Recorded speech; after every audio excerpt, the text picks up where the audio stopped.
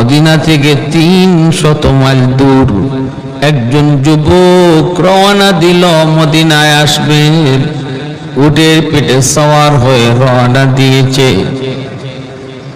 দিনকে দিন রাতকে রাত সফর করে করে মদিনার দিকে আগাইতেছে। প্রচন্ড গরম, দিনের বেলা সফর করা যায় না, রাতের বেলা সফরটা হলো মরুভূমিতে সহজ। এজন্য দিনের বেলা গুহার ভিতরে সময় কাটায় আর রাতের বেলা সফর করে। প্রচন্ড গরম সহ্য করা যায় না। রাস্তায় বহুদূর পাড়ি দেওয়ার পর মদিনার কাছাকাছি পৌঁছে গেল। পেয়ে গেল একটা খেজুরের বাগান। যুবক মনে মনে ভাবতেছে এই বাগানে একটু বিশ্রাম নিব, গাছের তলায় একটু বিশ্রাম নিব। এই গাছের নিচে যুবক নিজের উটটাকে গাছের কাণ্ডের সাথে গাছের গোড়ার সাথে বেঁধে যুবক গাছের সাথে হেলান দিয়ে একটু ঘুমায় পড়ছে। চোখ লেগে গেল, ঘুম ধরল। এই দিকে তার উট রশি ছিঁড়ে এই জায়গা ত্যাগ করে অন্য জমিতে চলে গেল। যেই জমিটাতে উট গেল ওই জমিতে জমির মালিক মাত্র খেজুরের চারাগুলি লাগাইছে। উটটা যায় খেজুরের চারাগুলি নষ্ট করে ফেলল। এদিকে সে তো ঘুমন্ত, জানে না, জানার কথাও না। ঘুমন্ত মানুষ জানবে কেমন করে? ঘুম থেকে ওইটা দেখে তার উট কাছে নাই। খুঁজতে শুরু করলো। খুঁজতে খুঁজতে যায় দেখে তার উট একটা চারা গাছের বাগান নষ্ট করেছে। আর ওই বাগানের মালিক একজন বৃদ্ধ মানুষ। সে বাগান দেখতে এসেছিল, জমিটা দেখতে এসেছিল। এসে দেখে তার চারাগুলি একটা উট নষ্ট করে ফেলেছে। মুরব্বী মানুষ খুব ক্ষেপে গেল। হাতের মধ্যে একটা পাথরের টুকরা হাতে নিয়ে উটের দিকে ঢিল মারলো গুসায়। হওয়াটাই স্বাভাবিক, নিজের সম্পদ নষ্ট হয়েছে, একটু গুসা চলে আসছে, ঢিল মারছে। এই ঢিলটা যায় উটের মাথায় লাগলো, সাথে সাথে মাথাটা ফেটে গেল। ফিনকি দিয়া রক্ত বের হতে লাগলো। রক্ত বের হতে হতে কিছুক্ষণের ভিতরে উটটা মারা গেল।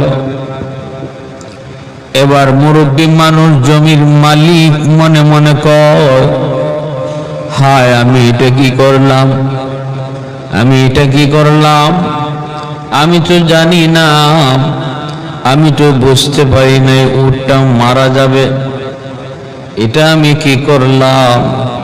এই বইলা মালিক, জমির মালিক এই জায়গায় বসে থাকলো। উটের মালিক যুবক যখন খুঁজতে খুঁজতে এই জায়গায় আসে, আইসা দেখতে পেল তার উটও আছে, কিন্তু জীবিত না, উটটা মারা গেছে। আর পাশে একটা বৃদ্ধ মানুষ বসে আছে। ডাক দিয়া কয়, আমার উটটা রেখে মারলো। মুরব্বী মানুষটা কয়, বাবা জমিটা আমার, চারাগুলি উটটা নষ্ট করেছে, একটু গুসা উঠছে, আর এই গুসা থেকে একটা ঢিল মারছিলাম, এই ঢিলটা মাথায় পড়ে মাথা ফেটে রক্ত বের হয়ে তোমার উটটা মারা গেল। বাবা আমি বুঝতে পারি নাই, আমি বুঝি নাই উটটা যে মারা যাবে। যুবক ক্ষিপ্ত হয়ে গেল, কয় আমি এখন যাব কেমন করে, এত দূরের লম্বা সফর, আমি এখন কেমন করে মদিনায় যাব? আপনি আমার উটটা হত্যা করলেন, উটটা মারলেন। এই বলে তারও উঠছে গুসা। তারও কি উঠছে? গুসা। এই গোসা ওঠা মাত্রই সে মুরব্বী মানুষটার একটা ঘুষি মারছে। এই ঘুষিটাও সে মেরে ফেলার জন্য মারে নেই, এই গোসা উঠছে মারছে। এই ঘুষিটা পড়ছে বেকায়দা জায়গায়, সাথে সাথে এই মুরব্বী মানুষটাও ঘুষি খাইয়া পড়ে গেছে। মাথাটা পড়ছে একটা পাথরের উপর, সাথে সাথে মাথাটা ফেটে মুরব্বী মানুষটাও এখানে মারা গেল। এখন যুবক কান্দে, কয় হায় আমি এটা কি করলাম, আমি তো বুঝতে পারি নাই, আমি তো বুঝতে পারি নাই ইনি যে মারা যাবে, আমি এটা কি করলাম, ও আল্লাহ আমার দ্বারা এটা কি হয়ে গেল। মুসা আলাইহিস সালাম যেমন ওই কিপ্তি বংশের মানুষটারে একটা চর দিছিলেন, মুসা নবীর বংশের মানুষ আর ফেরাউনের বংশের মানুষ, এই দুই বংশের দুই মানুষের মারামারি লাগছে, ঝগড়া।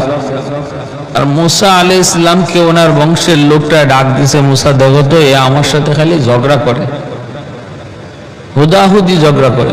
তো মুসা আলাইহিস সালাম যাও, এই ঝগড়াঝাটি এগুলা ভালো কাজ না, ওই একটা থাপ্পড় দিছেন।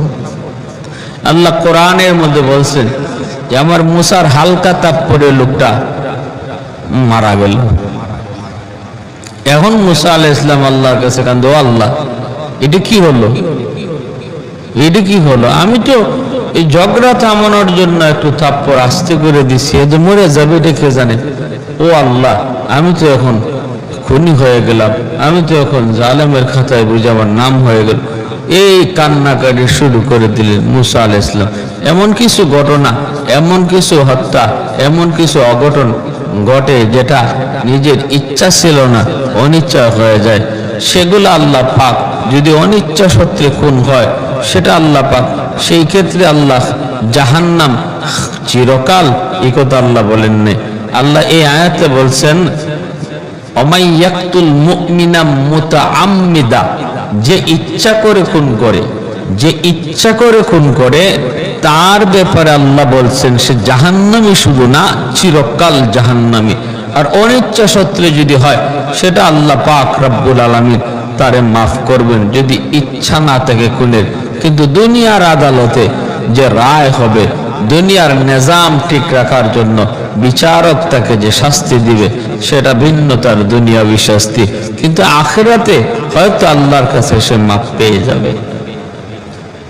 প্যারে হাজিরিন, এজন্য ওই যুবক সেও কাঁদতে লাগলো, সেও যায় না। দেখেন আমাদের সমাজে হইল এমন যদি খুন হইতো, আমাদের সমাজে যদি এমন খুন হইতো তাহলে খুনিরে কি পাওয়া যেত, খুনিরে পাওয়া যেত? এখানে কেউ নাই, সে কোত্থেকে কই যেত কোনো খবর নেই, এক দেশ থেকে আরেক দেশে চলে যেত, নাম বদলায় ফেলতো, দাড়ি থাকলে দাড়ি কামায় ফেলতো, দাড়ি না থাকলে আলগা দাড়ি লাগায় ফেলতো, হ্যাঁ সব কিছু সুরত সারত সব বদলায় ফেলতো, যে পুলিশে যেন তারে খুঁজে না পায়, পুলিশে যেন খুঁজে না পায়, এমন সুরত করতো। কিন্তু এই কাজ কে করে না? যার অন্তরে আল্লাহর ভয়, যে মনে করে, যে ভাবে যে দুনিয়ার শাস্তিটা আমার বড় নয়, আখিরাতের শাস্তিটা হলো আমার সবচেয়ে বড়, এই ভয় যার অন্তরে আছে, সে অপরাধ করার পরেও যদি অনিচ্ছা সত্ত্বে অপরাধ হয়ে থাকে, সে এই জায়গা থেকে পালাবে না, পালাবে না। তখন সন্ধ্যাবেলায় বাবা যখন বাড়িতে যায় না, ও বাবার খুঁজে তার জোয়ান দুটা ছেলে বাগানে আসলো, এসে দেখে অবাক কাণ্ড, উট একটা মরা পড়ে আছে, আর পাশে বাবার লাশ পড়ে আছে, আর বাবার লাশের পাশে এক যুবক বসে বসে কাঁদতেছে।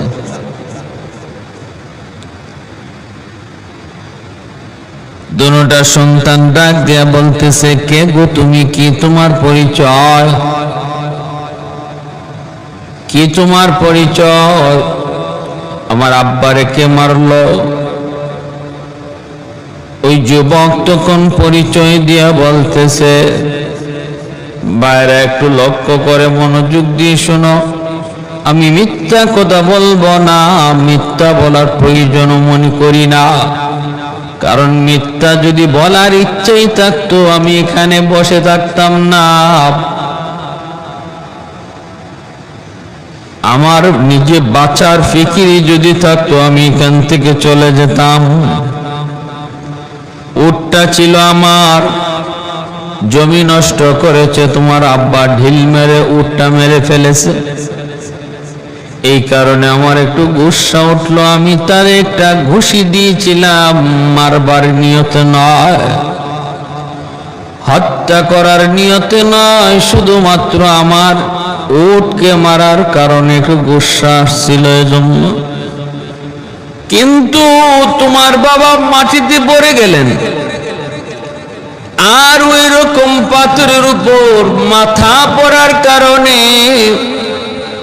মাথা ফেটে রক্ত বের হয়ে তোমার আব্বা মারা গেছেন।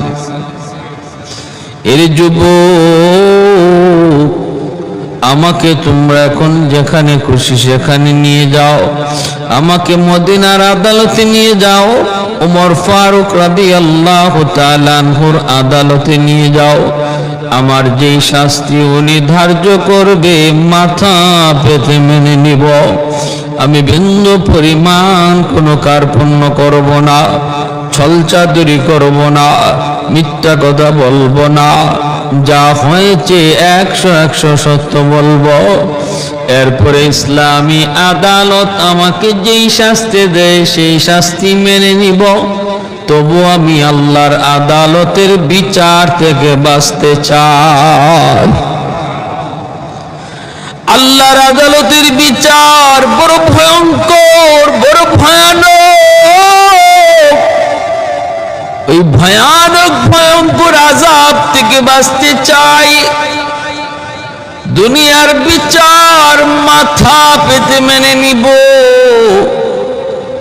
আমাকে তোমরা মদিনার আদালতে, ওমর ফারুকের আদালতে তোমরা একটু নিয়ে চলো। ওই দুটা ভাই তারা তাকে নিয়ে ধরে খলিফাতুল মুসলিমিন আমিরুল মুমিনিন হযরত ওমর ফারুক রাদিয়াল্লাহু তাআলা আনহুর দরবারে হাজির করলো। হযরত ওমর সবগুলি কথা শুনলেন। শোনার পর তিনি বলতেছেন, তুমি ইচ্ছা করে মারো আর অনিচ্ছা করে মারো সেটা তো আমরা জানি না, তোমার দিলের ভিতরে কি ছিল সেই হালত শুধু জানেন একমাত্র কে।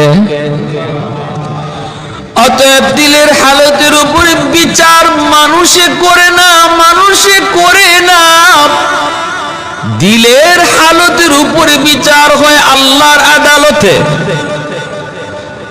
আর অবস্থা বাহ্যিক দিক বিবেচনা করে বিচার হয় দুনিয়ার আদালতে।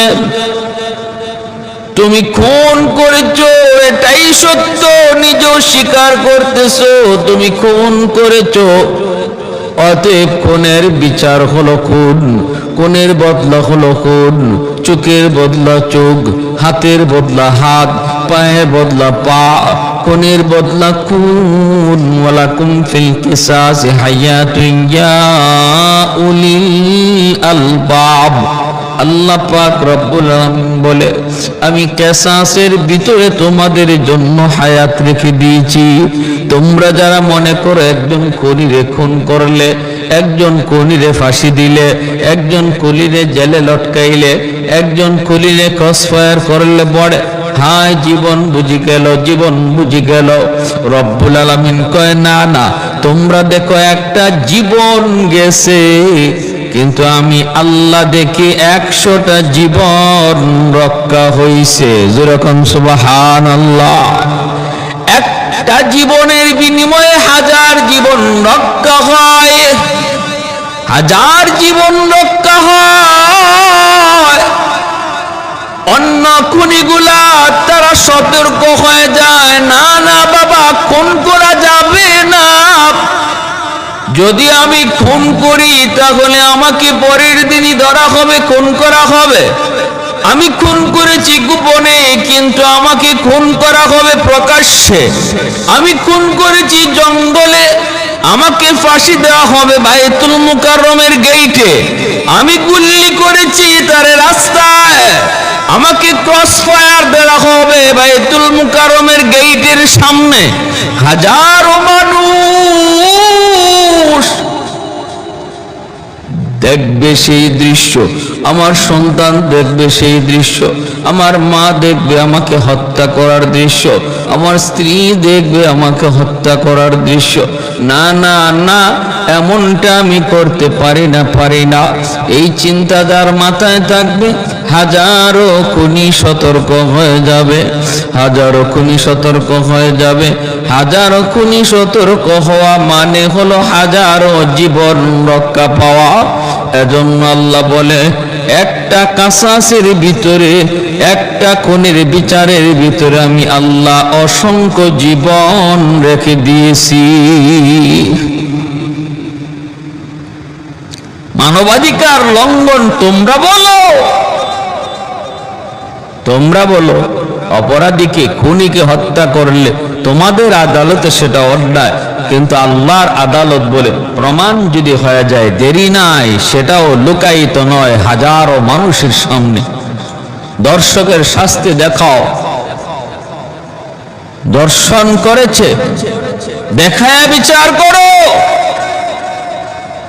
সে যদি বিবাহিত হয়, বুক পর্যন্ত দাবায়া তারপরে তারে রজম মারো, পাথর মারো, মিডিয়া ফলাও করো, সবাইকে দেখাও। তোমরা যদি মনে করো এটা মানবাধিকার লঙ্ঘন, তাহলে যে মানুষগুলাকে ওই খুনি, ওই দর্শক যখন এইরকম ভাবে এরকম হালকা কিছু জেল পাইয়া বেদ থেকে বিচার হইয়া আরো 10 জনকে দর্শন করবে, তখন মানবাধিকার যাবে কোথায়? তখন মানবাধিকার যাবে কোথায়? এই খুনি জেল থেকে বের হয়ে যখন আরো 10টা খুন করবে, তখন মানবাধিকার যাবে কোথায়? তখন কি বলবা? স্লোগান কি দিবা? এটা আল্লাহর কোরআনের আইন, তার মানে এটা আমাদের সামাজিক আইন নয়, এটা আমি আপনি করার কোনো অধিকার নাই। আল্লাহর কোরআনের আইন প্রতিষ্ঠা করবে রাষ্ট্রপ্রধান, যদি না করে সে আল্লাহর কাছে দায়ী থাকবে, সে আল্লাহর কাছে দায়ী থাকবে। রজম মারার বিচার, খুনিকে হত্যা করার বিচার কোনো মেম্বারের উপরে নয়, কোনো আলেমের উপরেও নয়, কোনো চেয়ারম্যানের উপরেও নয়, কিন্তু মন্ত্রী মিনিস্টারের উপরও নয়, সেটা রাষ্ট্রপ্রধানের উপর। সেক্টর ভাগ করা আছে, কার কতটুকু অধিকার আছে বিচার করার, এটা ইসলাম ধার্য করে দিছে। এখন রাষ্ট্রের কাম যদি আমি ঘরে নিয়ে আসি তাহলে হবে না, এটাকে ইসলাম সাপোর্ট করে না। আপনি যদি বলেন আমি তো কোরআনের আইনই চালু করলাম, কে বলছে আপনার কোরআনের আইন চালু করতে? এটা তো আপনার দায়িত্ব নয়, যার যে দায়িত্ব সেটা ভাগ করে দেওয়া, ভাগ করে দেওয়া। এই সমস্ত কিছু নির্বুধ মানুষ বুঝে না বিধায় তারা এইরকম গ্রামে গঞ্জে 2-1টা বিচার করে আর ইসলামের বদনাম করে, ইসলামের বদনাম হয়। আরে হাজিরিন, বুঝতে হবে সিনেমা হল ভালো না খারাপ? সিনেমা হল ভালো না খারাপ? এখন কি বাঙ্গালান আপনি? এই অধিকার আপনার নাই। এই সিনেমা হল বাংবার অধিকার আপনাকে ইসলামও দেয় নাই, দেয় নাই। কার বাংলার অধিকার? সরকারের। আমি বলবো এটা খারাপ, এটা জঘন্য জিনিস, এর দ্বারা যুবকের চরিত্র নষ্ট হচ্ছে। প্রশাসনকে জানান, দায়িত্বশীল যারা আছে তাদেরকে নিউজ দেওয়া, এটা জনগণের দায়িত্ব, বাংলা জনগণের কাজ নয়, এটা কাজ হলো সরকারের। করে না যে বলে না করলে অজবাব দিবে, সেটা আমার না। বুঝে আসছে ভাই? এই হলো ইসলামের নীতি আদর্শ। আইন নিজের হাতে তুলে নেওয়া যায় না, এটা যেমন দেশে বলে কোরআনের আইনও বলে আইন নিজের হাতে তুলে নেওয়া যায় না। আইন কার কতটুকু, কে কোনটা করবে, কার দায়িত্বে কোনটা, সে সেক্টরগুলা ভাগ করা। খলিফাতুল মুসলিমিন হযরত ওমর ফারুক রাদিয়াল্লাহু তাআলা আনহুর দরবারে খনিকা আনা হয়েছে। এই দুই ভাই মিল্লা পারতো না যুবককে এখানে খুন করে ফেলতো, তুই আমার আব্বার হত্যা করছো, তোরে আর জীবিত রাখবো না, মেরে ফেলবো না। শরীয়তে নিষেধ, পরিষ্কার নিষেধ। এজন্য তারাও ধরে নিয়ে আসছে। সে যুবকও নিজেরে বলছে, দেখো আমি যদি বাঁচতে চাইতাম আমি এখান থেকে আরো আগেই চলে যেতে পারতাম, তোমরা আমার কোনো খবরও পাইতা না। মদিনায় আমার কোনো আপন বলতে কেউ নেই, আমার আত্মীয় স্বজন কেউ নাই, বাড়ি নাই, ঘর নাই।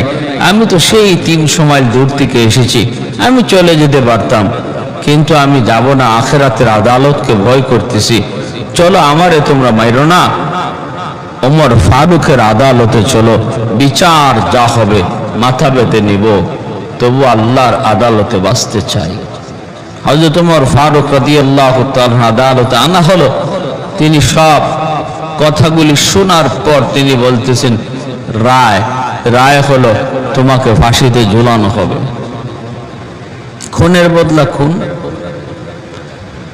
সাক্ষী প্রমাণ লাগে না তো, এখানে যে খুনি সে নিজেই স্বীকার করতেছে যে সে নিজে খুন করছে, অতএব এখানে সাক্ষীর প্রয়োজন নাই। দেখেন, এটাও দেখেন ইসলামের কত বড় বিধান, যে আল্লাহ ভীতি থাকলে, খোদার ভয় থাকলে পরে কি হয়, সমাজ থেকে কেমনে অপরাধ দূর হয়। ওই জায়গায় সে যে খুন করছে এর কোনো সাক্ষী ছিল না। এই যুবক যে তার বাবাকে মারছে কোনো সাক্ষী ছিল না, কেউ নাই ওই বাগানে। সে যদি বলতো যে আমি জানি না, কোনো উপায় ছিল না এই যুবককে ফাঁসিতে ঝুলানোর, কোনো উপায় ছিল না। যদি বলতো যে আমি জানি না, কে খুন করছে তোমার বাবার, আমি কি জানি। কিন্তু সে চিন্তা করছে আল্লাহর ভয়, পরকালের আদালতের ভয়। পরকালের আদালতের ভয় চিন্তা করে যুবক রাজি হয়েছে এবং নিজের কথা, সে সত্য কথা বলে দিছে, সত্য কথা বলে দিছে। হযরত ওমর ফারুক রাদিয়াল্লাহু তাআলা আনহুর আদালতে আনা হলো, ফাঁসির রায় দেওয়া হলো, ফাঁসির রায়। হযরত ওমর যখন ফাঁসির রায় শুনাইলেন, ফাঁসির রায় শুনাইলেন, মদিনার মসজিদে নববী তখন আদালত, মসজিদে নববী হলো আদালত।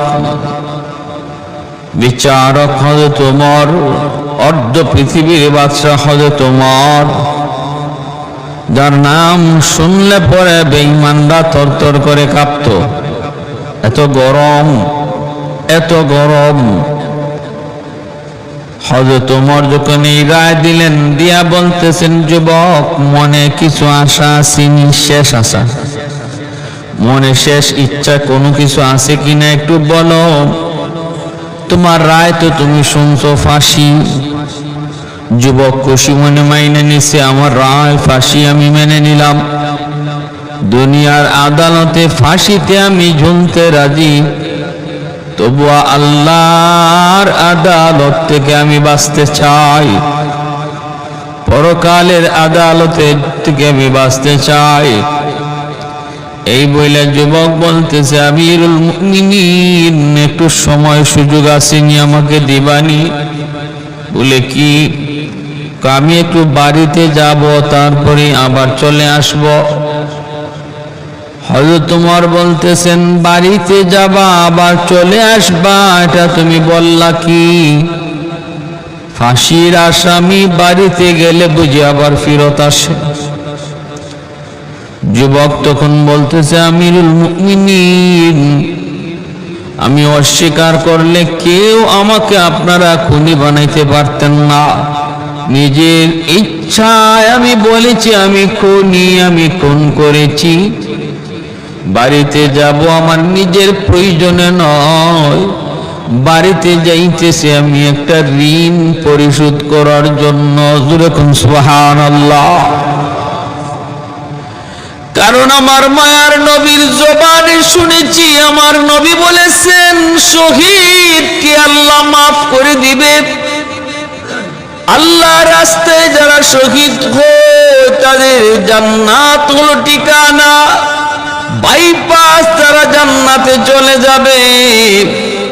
শহীদের নামাজের হিসাব নেওয়া হবে না, রোজার হিসাব নেওয়া হবে না, শহীদের সৎকার হিসাব নেওয়া হবে না।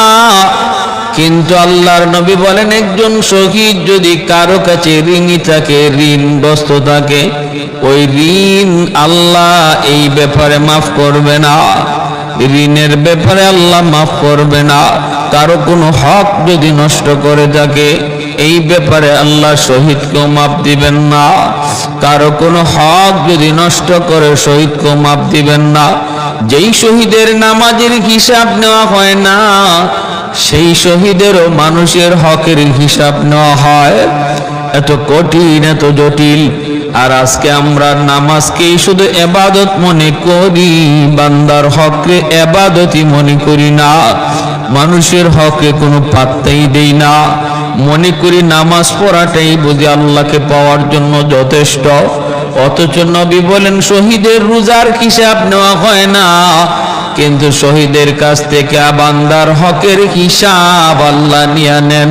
কার হক কতটুকু মারছ, ভাইয়ের হক মারছ, প্রতিবেশীর হক মারছ, স্ত্রীর হক নষ্ট করেছ, সন্তানের হক তুমি নষ্ট করেছ, সন্তানকে যা শিখাইবার কথা তা শিখাও নাই, সন্তানকে যা জানাইবার কথা তা জানাও নাই, সন্তানকে যা বুঝাইবার কথা বুঝাও নাই, সন্তানের হক তুমি বাবা নষ্ট করেছ। এজন্য আল্লাহর আদালতে দুনিয়ার সব বাবার আল্লাহর আদালতে জবাব দেওয়া লাগবে, জবাব দিতে হবে। মায়ার নবী বলেন নামাজের হিসাব যেই শহীদের নাই, হকের হিসাব আল্লাহর আদালতে আছে। এই যুবক কয়েক আল্লাহর নবীর সাহাবী, একটু সময় আমাকে দিবেননি, আমি একটা ঋণ পরিশোধ করার জন্য শুধু বাড়িতে যাব, তাও সেই ঋণটা কোনো মুসলমানের হাত থেকে নেওয়া নয়, একজন ইহুদির কাছ থেকে আমি সদাই কিনতাম, এই সদাই টাকাটা এখনো দেওয়া হয় নাই। আমাদের বাড়ির পাশেই বাজার, এই বাজার থেকে আমি বাকিতে মাল আনতাম, এই মালের টাকাটা এখনো পরিশোধ করি নাই। যদি আমি এই হালতে মদিনায় আমার ফাঁসি হয়ে যায় আর আমাকে কবর দেওয়া হয়, এই কবর তার কাছে গেলে পড়ে সে তখন বলবে মুসলমান জাতটা বড় খারাপ, মুসলমান হক রক্ষা করে না, মুসলমান জাত তুইলা গালি দিবে গো নবীর সাহাবী। নবীর সাহাবী একটু সময় আপনি আমাকে দিবেননি, আমি বাড়িতে যাব, দৌড় দিয়ে চলে আসব, তার হকটা পরিশোধ করে আমি দেরি করব না। আমিরুল মুমিনিন হযরত ওমর ফারুক রাদিয়াল্লাহু তাআলা আনহু তিনিও চিন্তায় পড়ে গেলেন, ঘটনা তো বড় জটিল, সুযোগ দেওয়া তারে প্রয়োজন, ফিরে আসবা কিন্তু গ্যারান্টি তো আমরা দিতে পারি না, গ্যারান্টি দিতে পারি না, তোমার জামিন হবে কিনা। তখন যুবক কয় আমিরুল মুমিনিন মদিনা আমার বাড়ি না, মদিনা আপার আপন বলতে কেউ নাই, ভাই নাই, বোন নাই, বন্ধু নাই, বান্ধব নাই, এই মদিনা শহরে আমার আপন কেউ নাই, জামিন হবে কে, কারে আমি জামিন বানাবো? আমিরুল মুমিনিন হযরত ওমর বলেন তাহলে আমি তোমাকে এইভাবে ছাড়তেও পারি না, এইভাবে তোমাকে ছেড়ে দিতেও পারি না, তুমি রাজি হয়ে যাও, প্রস্তুত হয়ে যাও ফাঁসিতে ঝোলার জন্য। সাথে সাথে আদালতের চত্বর থেকে, হাউস থেকে একজন হাত উঠে কয় আমিরুল মুমিনিন আমি আমার মুসলিম ভাইয়ের জন্য জামিন হইলাম। কে সেই মানুষ, কে সেই মানুষ যিনি অপরিচিত একজন খুনির জন্য জামিন হলেন? জামিন যে বাড়িতে যাবে ফিরে আসবে কিনা কোনো গ্যারান্টি নাই, কারণ ফিরে আসা মাত্রই তার ফাঁসিতে ঝুলানো হবে। কে সেই মহান? তিনি হলেন আমার নবীর একজন হাতে গোরা সাহাবী, যার নাম হলো আবু যর গিফারি রাদিয়াল্লাহু তাআলা আনহু।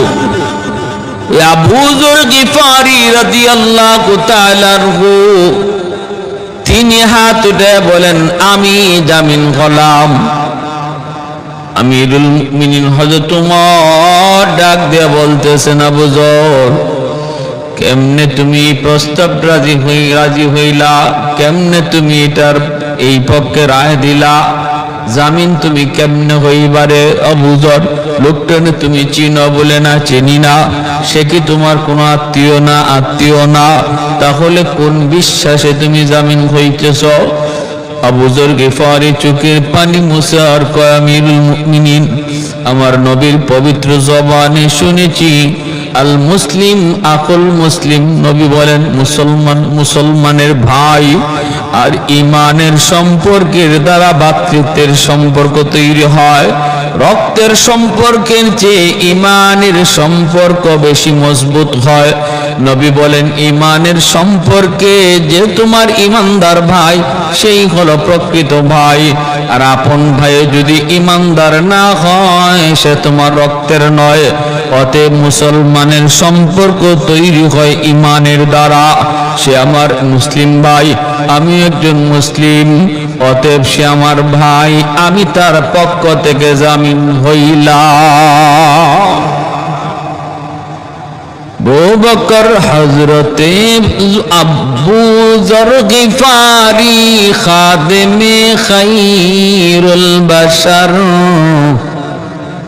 হযরতে আবু যর গিফারি খাদেমে খায়রুল বাশার, খিদমতো মে জিंदगी বরনা বানায়া अपना घर, खिदमतों में जिंदगी भर ना बनाया अपना घर। আবু যর গিফারি ছিলেন আমার নবীর একজন খাস খাদেম। যেরকম সুবহানাল্লাহ, মায়ার নবীর একজন খাস খাদেম ছিলেন আবু যর গিফারি। কবি বলতেছে, নবীর খেদমতের কারণে আবু যর নিজের ঘরটা পর্যন্ত কোনোদিন বানায় না। আবু বকর হযরত ওমর ফারুক রাদিয়াল্লাহু তাআলা আনহু তখন বলতেছেন, ঠিক আছে, যাও, আগামী মাসের প্রথম জুম্মা, আগামী মাসের প্রথম জুম্মার নামাজের পর এই বিচার কার্যকর হবে।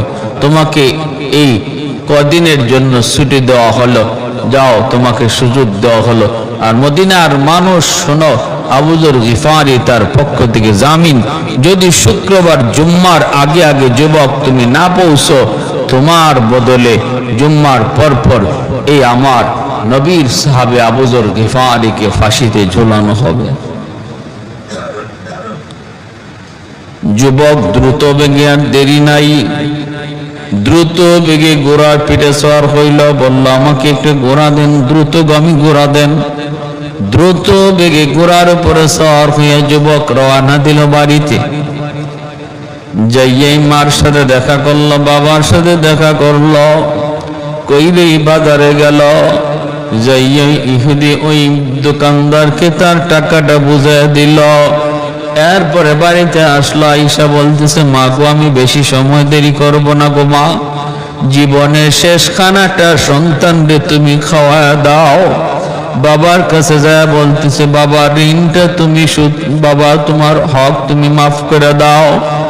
বাবা, আমি তোমার ঋণ শোধ করতে পারলাম না, জীবনভর আমার তোরে শুধু শ্রম দিয়ে গেলা, জীবনভর শুধু আমার তোলে টাকাই খরচ করে গেলা, কিন্তু আমি সন্তান হিসাবে কোন ঋণ শোধ করতে পারলাম না গো বাবা, আমাকে মাফ করে দাও। মাকে কান্দায়, বাবারে কান্দায়। মায়ে কয়, বাবা কি হয়েছে একটু বলো। ছেলে কয় মা গো, অনিচ্ছা সত্ত্বে আমি একজনকে খুন করে ফেলেছি। মদিনার আদালতে, ওমরের আদালতে আমার রায় হয়েছে ফাঁসি। আমি আর দেরি করতে পারবো না গো মা। মা আমি বাঁচতে পারতাম, আল্লাহর আদালত থেকে বাঁচার জন্য নিজের অপরাধ আমি স্বীকার করে নিয়েছি। মাকে কান্দায়, বাবারে কান্দায়, একটা মাত্র সন্তান বাপ মার, মার চোখ দিয়া পানি পড়ে, কপালে মা চুমু খায়। তারপরে মা বাপ মার কাছ থেকে বিদায় নিয়া যুবক ঘোড়ার পিঠে সওয়ার হয়। মা জীবনের শেষ দেখাটা সন্তানদের দেখে নেয়।